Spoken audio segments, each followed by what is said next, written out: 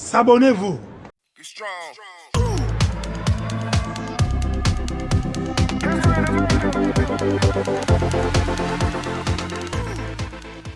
Les gars, dites-moi, est-ce que le football, c'est compliqué? Est-ce que c'est compliqué? Le football n'est pas compliqué de base. Le football, c'est l'envie. Le football, c'est la création. Le football, c'est le plaisir. Le football, c'est la tentative. Le football, c'est l'intention. Aujourd'hui, on a vu un FC Barcelone tout en maîtrise. Un FC Barcelone qui gagne contre Villarreal, qui n'est pas un petit. Moi, j'attendais ce match. Vous avez remarqué que je me suis un peu calmé avec les vidéos. Et je me suis dit, j'attendais ce match pour voir la réaction de l'équipe, pour voir quelle serait la réaction du groupe. Et comme vous l'avez vu avec la miniature, Lewandowski s'est confirmé, il est trop fort. Je sais que certains d'entre vous vont dire, ouais, on l'attend sur les très gros matchs avec des champions. Moi aussi, je l'attends sur ces matchs-là. Mais en tout cas, sur ce match-ci, il nous a montré encore une fois sa qualité. Qu'est-ce que je peux vous dire? Il est juste trop fort, tu vois. Et quand tu regardes l'équipe en général, moi j'ai vu une très belle prestation avec un Frenkie de Jong masterclass. Pour moi, c'est clairement l'homme du match. On en reparle, la vidéo elle sort demain et on verra ça à part. Mais là, parlons de l'équipe. J'ai vu un très beau FC Barcelone. En tout cas, dans les premières minutes, je me plaignais de 2-3 petits trucs. Et je trouvais que surtout sur le côté droit avec Ferran Torres, qui moi m'a un peu déçu. Il se rattrape un peu sur le but d'Ansu Fati où il fait des dribbles qu'il faut et il fait une passe décisive. Mais dans l'ensemble, le côté droit n'a pas été très bon de mon point de vue. En seconde période, Sergio Roberto a essayé d'en faire un peu plus. Mais dans les premières minutes, ça n'allait pas. Du coup, de l'autre côté, il y a Jordi Alba qui sort une très belle carte aussi, une belle performance. Il faut le signaler quand il a lieu, tout simplement. Et Ansu Fati qui a été bon, tu vois. Il fait quelques choix qui ne sont pas dans le sens du jeu, mais on sent qu'il revient bien, qu'il a de l'envie. Maintenant, ça fait un bon moment qu'il est déjà là. Il faudrait qu'il rejoue encore et qu'il ait du rythme. Moi, personnellement, sur le prochain match contre, je pense, c'est Bilbao, je le remettrai encore une fois titulaire. On a vu que lorsque Ansu Fati pouvait rentrer vers l'intérieur, ça libérait de l'espace à Lewandowski, ce qui a conduit d'ailleurs à son deuxième but. Aujourd'hui, ce qui a fait gagner ce Barça-là, c'est qu'on a vu de l'envie, on a vu de l'enthousiasme et on a vu des joueurs qui apportaient du mouvement.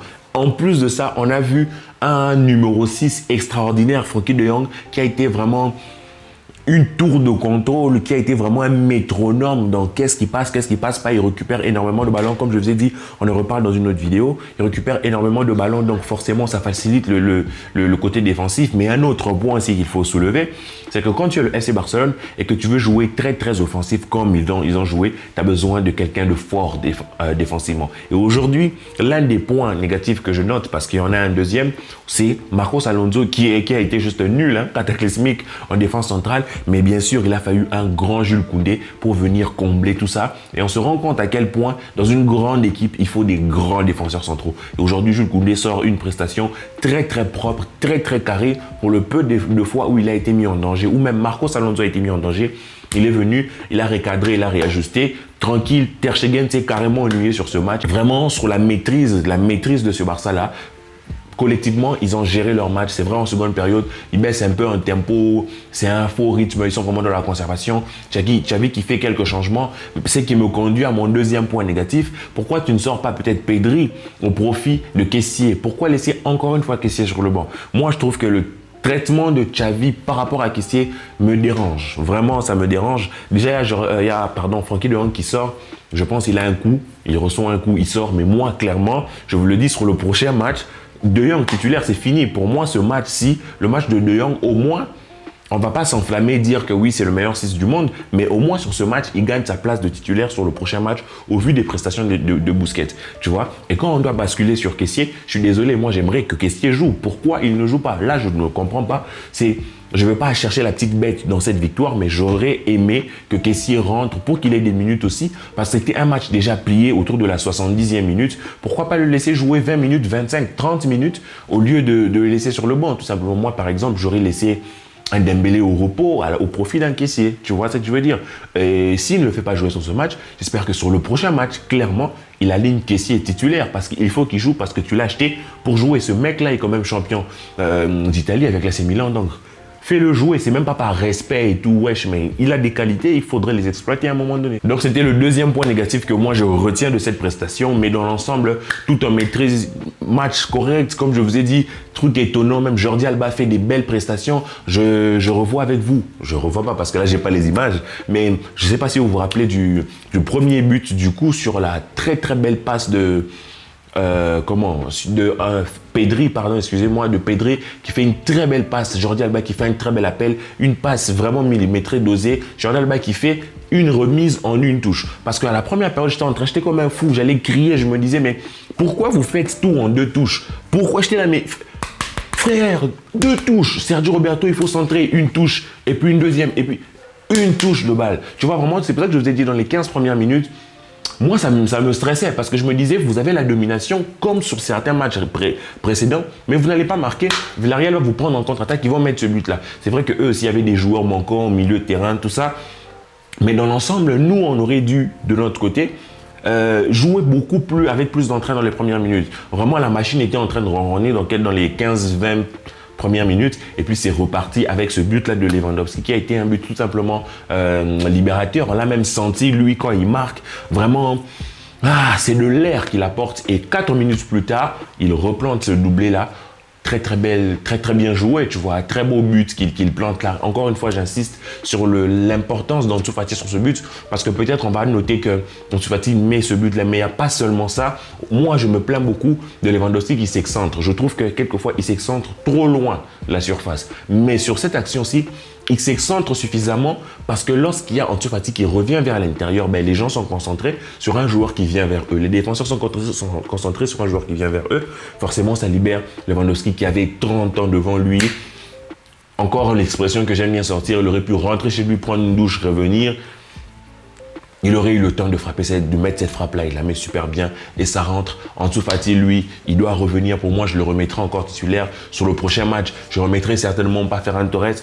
Peut-être je le fais rentrer en cours de jeu, mais je me remettrai les autres parce qu'aujourd'hui, j'ai trouvé que on gagne par la force de l'équipe, mais offensivement, sur le côté droit, on a manqué de percussion, et vivement, vraiment vivement qu'on arrive en été, parce que franchement, le FC Barcelone doit faire des achats. Et je pense qu'ils auront une enveloppe suffisante pour faire ces achats-là. Je vous recommande d'aller suivre la vidéo de Actualité Barça.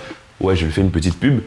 Mais il a parlé de ça, et si vous suivez à peu près l'actualité du Barça, vous saurez que pendant cet été, on aura la place pour aller chercher. Donc, il faudra aller chercher des vrais latéraux, et avec des ailiers, ça va. Mais dans l'ensemble, c'était un match que moi, personnellement, j'ai pris plaisir à regarder parce que c'était un match tout en maîtrise où j'ai vu de très belles choses et j'ai été très impressionné par Frenkie de Jong, et aussi j'ai vu un Pedri frais. C'est bizarre avec Pedri. À chaque match, il joue tous les matchs. Tu te dis, il est rincé, il est fatigué. Non, la fois passée, il a fait un mauvais match, un non-match, et il revient, il est frais, il fait un bon match. Et Gavi aussi, Gavi qui fait... Qu'est-ce qu'on peut dire de Gavi? Il est toujours dans l'énergie, toujours dans la dépense d'énergie, toujours dans l'effort, tu vois. Il n'est pas avare d'énergie, avare d'effort. Il en fait. Maintenant, moi, je suis de ceux qui pensent qu'à un moment donné, ça ne va pas être suffisant. Je suis de ceux qui pensent que dans certains matchs, il faudra faire un peu plus. Mais aujourd'hui, j'ai déjà vu un peu plus de ce que moi, je demande à des joueurs comme Gavi, un joueur comme Pedri, c'est de prendre plus le match à leur compte. Que le ballon passe plus souvent par leurs pieds. Qu'ils redescendent, prendre le ballon au pied, le faire avancer. C'est important qu'un milieu de terrain touche le ballon, tâte le ballon et fasse ses passes, ses actions-là, toutes ces choses que l'on a pu voir aujourd'hui. On a vu un Gavi, un très bon Gavi dans son style, tout simplement. On a vu un Pedri très bon, mais on a surtout vu un Frenkie de Jong excellent. Franchement, désolé, je vais vous saouler avec ça. Mais quand j'ai vu sa prestation, je me suis dit, mais j'ai des chiffres, on en reparle plus tard. Je me suis dit, mais c'est juste beau en fait, ce qu'il est en train de nous faire là. Et moi, je suis très content. Alors, de qui voulez-vous que l'on parle encore maintenant? De l'entrée de Rafinha et de l'entrée de Dembélé. Bon, on ne peut pas considérer qu'on peut juger vraiment cette entrée-là parce qu'ils entrent pour quelques minutes. Mais déjà, c'est qu'ils apportent dans leur énergie. Tu sens que c'est un autre profil. Tu sens quand ils sont rentrés, tu sens que c'était autre chose. Tu vois, c'est un autre type de football qu'on cherche à développer en ce moment-là. C'est-à-dire un football tourné vers les dribbles, tourné vers vraiment la percussion, exploiter les ailes au maximum, ce genre de choses. C'est pas mal du tout. Mais je pense qu'aujourd'hui, vraiment, Xavi était dans l'intention de, encore une fois, comme moi, je l'ai toujours souhaité, imposer un certain rythme à l'adversaire, mettre les buts importants, plier le match comme on a réussi à le faire sur ce match, après reposer tout le monde, doser parce qu'il y a beaucoup de joueurs qui jouent énormément de matchs. Lewandowski joue énormément de matchs, c'est pour ça qu'il est sorti. Et tous les autres joueurs, Pedri, Gavi, tout ça, ils jouent trop de matchs. Il était question de les reposer. On sort même Jules Koundé, enfin entrer Piqué. Tu vois que tout ça, c'est vraiment dans une attitude où on veut préserver les joueurs, les sauvegarder parce que le prochain match, c'est Bilbao. Après, c'est le Bayern.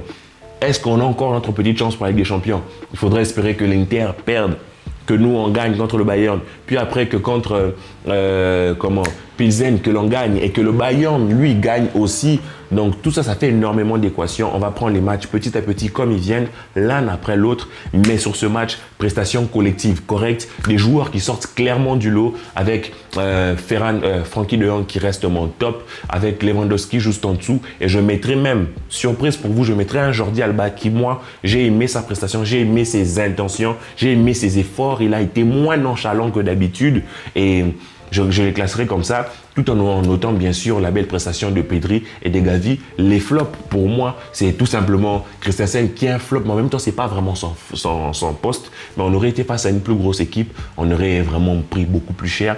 Donc, c'est ça que je note. Les flops, donc on dira Christensen, désolé, et le non-match, le fait que Kessié n'ait pas joué. Dites-moi ce que vous en pensez en commentaire. On se retrouve un peu plus tard. J'essaierai de répondre à tous les commentaires comme d'habitude.